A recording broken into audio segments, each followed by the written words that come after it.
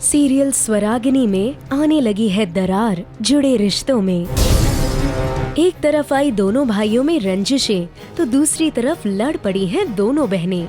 जहां एक तरफ लक्ष्य अपने भाई संस्कार पर भरोसा नहीं कर पा रहे, वहीं दूसरी तरफ जोरों की पड़ी है थप्पड़ रागिनी को।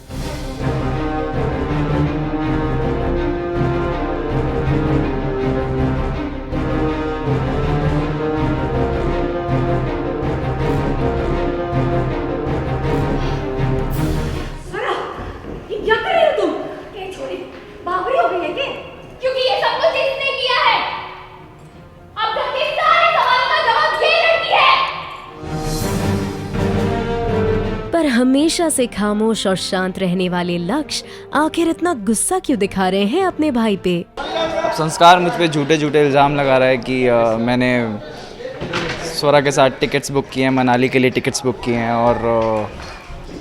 और क्या किया है, और मनाली के लिए टिकट्स, हाँ मनाली के लिए मैंने स्वरा के साथ टिकट्स बुक किया। तो वो मुझ पे झूठा इल्ज़ाम लगा रहा है, बल्कि मैं उसे कह रहा हूँ कि तूने स्वरा के लिए पेंडेंट बनवाया है और घर खरीदा है, स्वरा के साथ और स्वरा के लिए घर खरीदा है।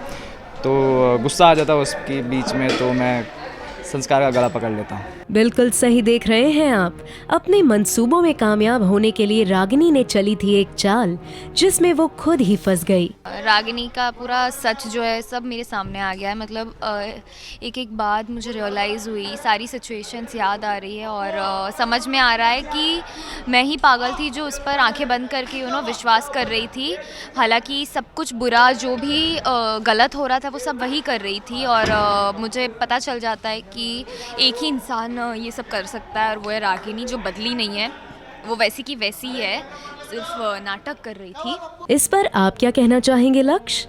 इतने दिन से आखिर आप यही तो चाहते थे कि रागिनी का रचा ढोंग स्वरा के सामने आ जाए। चलो क्या पता फाइनली स्वरा को सब समझ में आ गया हो कि रागिनी नाटक कर रही है, क्योंकि मैं तो जानता ही था और मैंने कहा भी था कि मैं 6 महीने के अंदर प्रूफ करूँगा।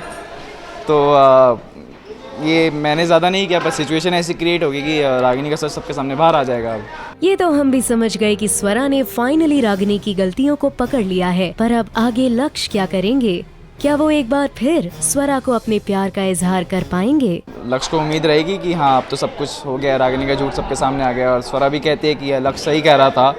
तो उसमें मेरी जो होप है वो जाग जाती है कि हाँ चलो इसने फाइनली मेरी बात तो मानी।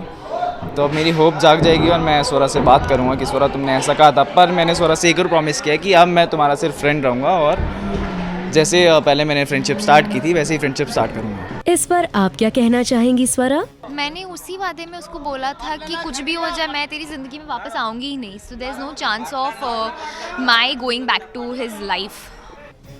सैड ना? पर आपके दर्शकों के साथ साथ हम भी यही चाहते हैं कि आप अपने लक्ष्य को स्वीकार लें स्वरा। पर जाते जाते आपकी छोटी बहन रागिनी का मैसेज भी सुनते जाइए। बहुत कुछ बीता है हम पर और कोई समझ नहीं पाया, और तुम्हारी गलती नहीं है कि लक्ष्य तुमसे प्यार करते हैं, पर अब जो मैं कर रही हूँ वो भी ज़बरदस्ती नहीं कर रही, या तुम्हें दुख पहुंचाने के लिए नहीं कर रही हूँ। मेरा इरादा भी कुछ और है, आज नहीं तो कल तुम समझ जाओगी शायद। तो क्या इसे हम तूफान के आने के पहले वाली खामोशी समझें?